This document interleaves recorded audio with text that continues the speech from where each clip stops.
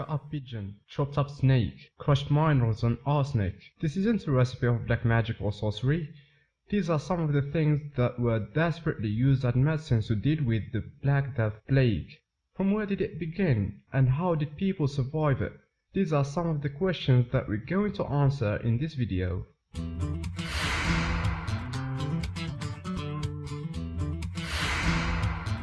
Hello everyone, I hope you're all doing great. Welcome back to another video, and today we're going to talk about the 14th century plague, also known as the Great Mortality, which killed up to a half of the population. So let's begin then, shall we?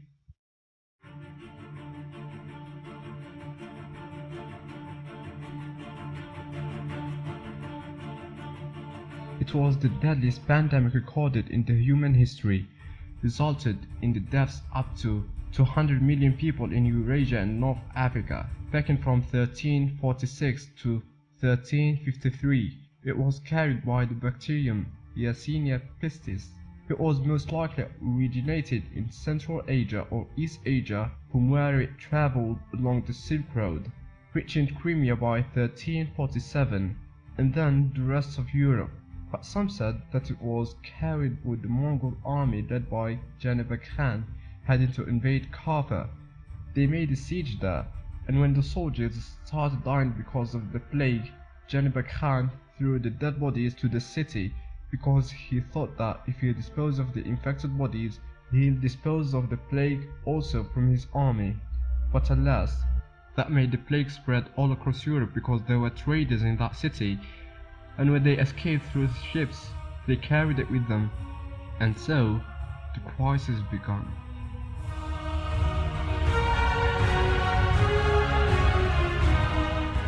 People were most commonly acquiring the disease when they were bitten by a flea that is infected with the bacteria.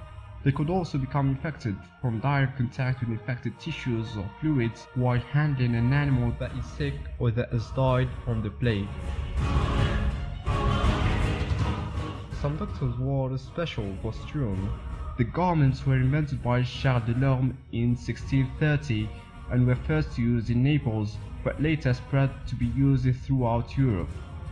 The mask had a long beak to protect them from being infected by the disease, which they believed was airborne, so they packed it with sweet smells such as dried flowers.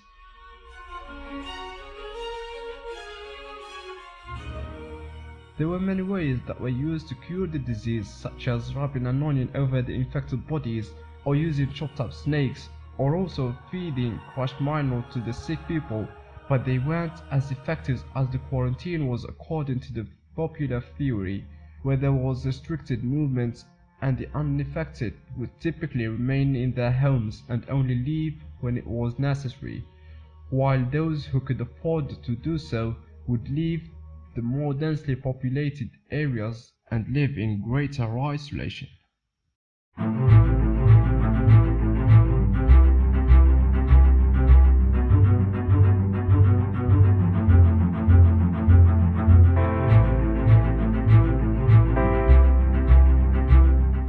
Today, COVID-19 is still remaining on the headlines.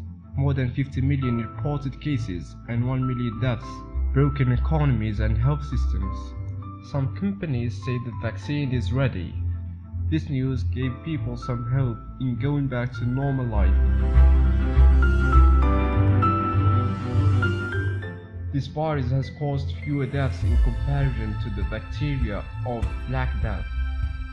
From what happened back in the 14th century, you should know that the spread of plague in a world without planes, trains and cruise ships serves as a reminder that diseases can move rapidly even without such technologies.